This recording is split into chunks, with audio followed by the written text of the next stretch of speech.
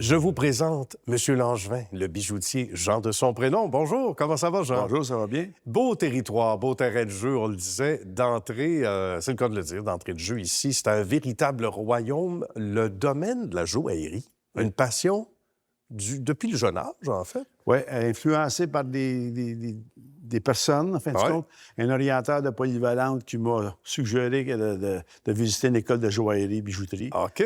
Et d'horlogerie en même temps. Fait que ça m'a permis d'aller visiter ça, puis de m'inscrire. Puis à l'âge de 16 ans, j'ai commencé dans le métier. Comme quoi, des fois, il faut regarder, écouter les orienteurs. Ça marche pas toujours, là, oui. Mais des fois, ça marche. Mais à l'époque, il y avait des gros livres, il n'y avait pas d'ordinateur. Il y avait des gros livres. Puis pourquoi la joaillerie en particulier? Parce que tu disais, bon, des influences. Est-ce qu'il y avait quelqu'un dans la famille? Non. Non? Des amis qui avaient des amis bijoutiers, puis ça parlait à l'époque de ça. Puis c'est venu sur le sujet, parce que quand tu vas dans un oriental, c'est A, B, C. B, c'est bijoutier tout de suite en partant. Fait que, wow. Tu ne voulais pas rester dans le bureau longtemps? Je savais pas que ça s'apprenait par qu'il y avait de la formation là-dedans. Ah non, c'est ça. Quand j'ai su qu'il y avait des écoles à Montréal, j'en ai profité pour aller visiter. C'est bien. Je suis inscrit. Bien, bravo. Avec les résultats spectaculaires qu'on connaît, Jean a pris la bonne décision. Ça commence dans le sous-sol de la maison familiale. À 18 ans, oui. En 79. Bien. Un petit coin? Comment dans le sous-sol, écoute, un atelier dans le côté qui était moins propre, on veut qu'il était moins fini. Atelier. Puis j'avais une petite bijouterie qui était, à l'époque, 10 par 20 peut-être, une grandeur. Mais c'était de fil en aiguille. Puis j'ai déménagé après ça à d'autres places. J'ai acheté une première bijouterie en 89, ce qui était un compétiteur. Et fil en aiguille, ça a monté. On achète donc justement le fonds de commerce. On a déjà une base, une clientèle. Je reviens au sous-sol. Donc, fin des années 70. On commence donc avec quoi? Est-ce qu'on fabriquait déjà des... À l'époque, on réparait les agrandissements de bagues, réparait les griffes. Je faisais la réparation de montres aussi, à l'époque, comme horloger. Après ça, j'ai lâché les montres, fait juste la bijouterie. Puis après ça, je faisais juste beaucoup de réparations pour mes clients, moi. Et fil en aiguille, quand ça a grossi, j'ai engagé des bijoutiers que moi, je donnais la job à faire, puis les autres faisaient la joaillerie, des créations pour moi. Moi, je donnais le modèle à faire, on choisissait les pierres, et ensuite de ça, ils exécutaient le travail, puis on a monté des collections pendant des années. Puis il y a un côté artistique très, très fort, évidemment. On parle de création. Ça aussi, ça nous allume toujours, Jean. Écoute, il y a comme un message. Moi, en tant que gémologiste, ça depuis 96, évaluateur gémologue, ça me permet de visiter des shows à l'extérieur du pays et d'acheter des pierres que je trouve merveilleuses, puis d'arriver et les présenter avec des nouveaux modèles qu'on fait pour notre clientèle, ce qui fait qu'on est exclusif. On a la diversité différente d'un autre bijoutier qui achète puis qui vend.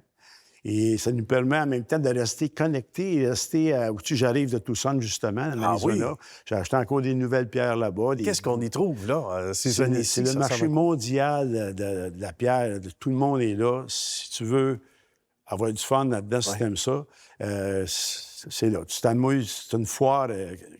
C'est comme le palais des congrès 50 fois, là. Parce que tu imagines que tu en as pour 2 semaines, puis tu vois du monde différent tous les jours. C'est tout du monde qui vient d'Australie, n'importe où, Madagascar, les Indes, ils ont leur propre pierre, la tanzanite, la morganite.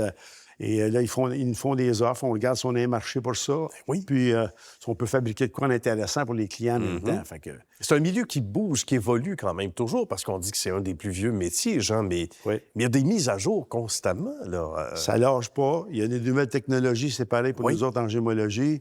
Aujourd'hui, il y a le diamant de laboratoire qui est très populaire. Ça prend des machines pour les détecter, parce que même nous autres, en tant que gémologues, on ne peut pas les détecter à l'œil nu. Ça prend de l'outillage pour. Des bons outils. Et on s'informe, on apprend toujours. Ça ne s'arrête pas, là. C'est sûr. 1985, une année particulière?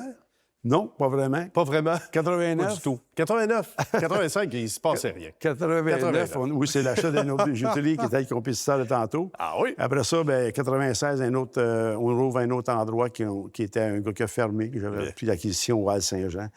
Et ensuite, il y a eu des déménagements pour des ajustements. Puis là, on est ici depuis 2021. On a acheté la bâtisse pour être chez nous, fini les centres d'achat. On a encore notre bijouterie qui était à Delson. Oui, il faut saluer les gens là-bas. Oui, qui était bijouterie comme celle-ci qui va très bien depuis une vingtaine d'années.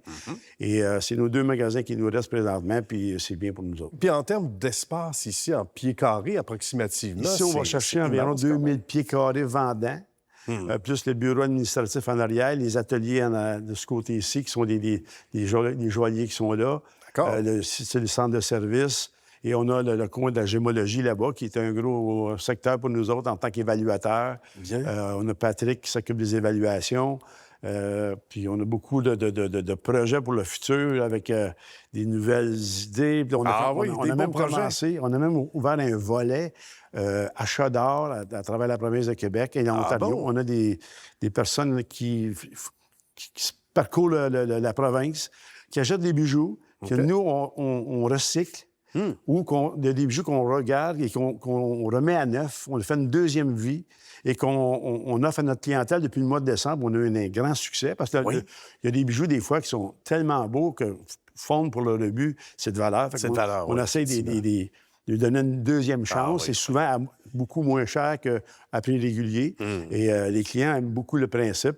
On refait un nouveau modèle, on évalue la pierre, des fois, c'est la demande du client, puis ça permet de donner une chance de porter le bijou de quelqu'un d'autre, et qui était très beau.